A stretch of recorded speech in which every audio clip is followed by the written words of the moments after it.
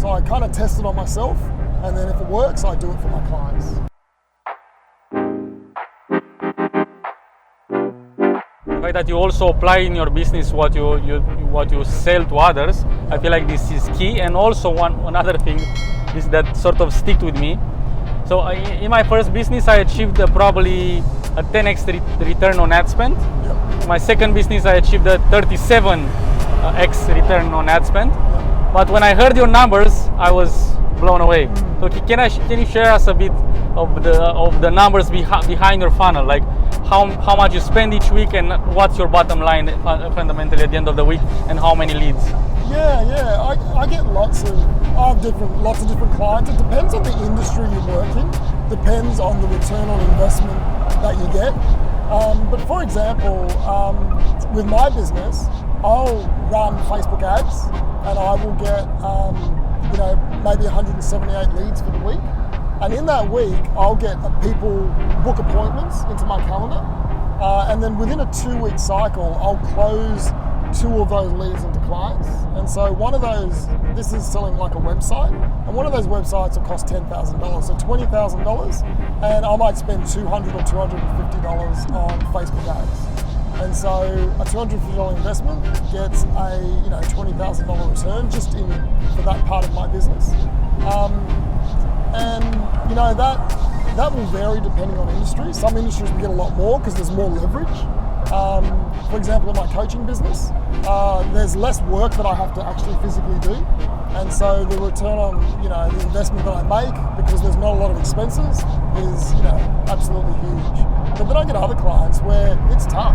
They're working with, they might spend $1 and they only get $3 back. What were the first days of you being an entrepreneur and doing this for yourself and for others? What were the sort of the step-by-step process that worked for you in the beginning? For me, well, in the beginning, not a lot worked. And, my success is based on a lot of failure. But what I didn't do is give up. And I don't think there's many great marketers and salespeople who haven't had a lot of failure. And I think what defines, a great marketer to someone who isn't as effective or someone that gives up is just the fact that you just keep trying to figure out why it didn't work. And at the beginning, I tried lots of things and it didn't work, but I just persisted until I figured it out. And what's great about online marketing today is that it's all a numbers game. So if you know your numbers, if Facebook and Google give you back the numbers, if you know how to interpret those numbers, you can fix almost anything. Now, I had a client the other day, we were running a campaign for him and it just wasn't working. I knew he should be getting better results, but he wasn't. And so we did a quick fix and nothing changed.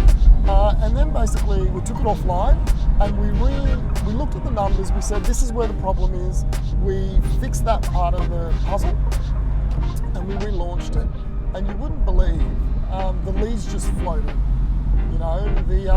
It went from pretty much 0 to 60 leads in a few days that came in for the service-based business.